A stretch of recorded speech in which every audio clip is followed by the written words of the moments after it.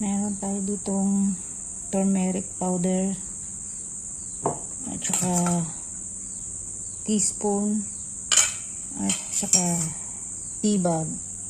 Ito yung in-order ko sa online na tea bag. Tapos ito naman yung tinuyo ko dating luyang dilaw. Nung natuyo, blender ko siya.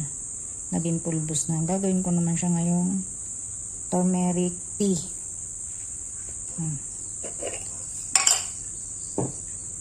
Ganito lang tayo sa probinsya. Kailangan tayo magtanim para tayo ay may sariling produkto, hindi na tayo bibili. Tsaka mas maganda yung sariling gawa para sigurado tayo na walang halo. Malay natin yung mga binibili natin online, yung mga ino-order natin, hindi natin alam kung yung bagay puro kung anong inihalo doon. Mas maganda tayo nang gagawa. Kahit wala kayong tanim nito, pwede naman kayong gumawa dahil sa palengke ay may nabibiling sariwang luyang dilaw. Pwede naman bumili kayo per kilo. Tapos linisin nyo, gaya't hiwa-hiwain nyo ng pino, bilad sa araw dahil lang ngayon naman ang panahon ay mainit. Mabilis naman siyang matuyo. Ito ang ginawa ko, ilang araw lang tuyong-tuyo na. Huwag na kayong umasa sa bili online. Hindi natin sure ang ating mga binibili.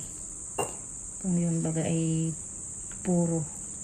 Alam nyo naman ngayon, sa panahon ngayon, napakadami ng manluloko, kumita lang. Kaya para makasigurado, tayo na lang ang gagawa. Wala namang masama sa umorder kung gusto nyo talaga. Pero mas maganda pa rin pag sariling gawa. 100% siguradong sigurado. Walang halong chemical at kung ano-ano pa.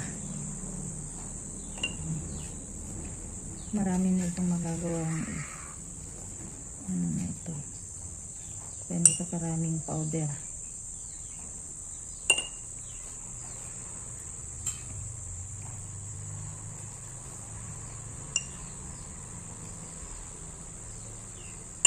Wala akong inilagay dito kung ano-ano.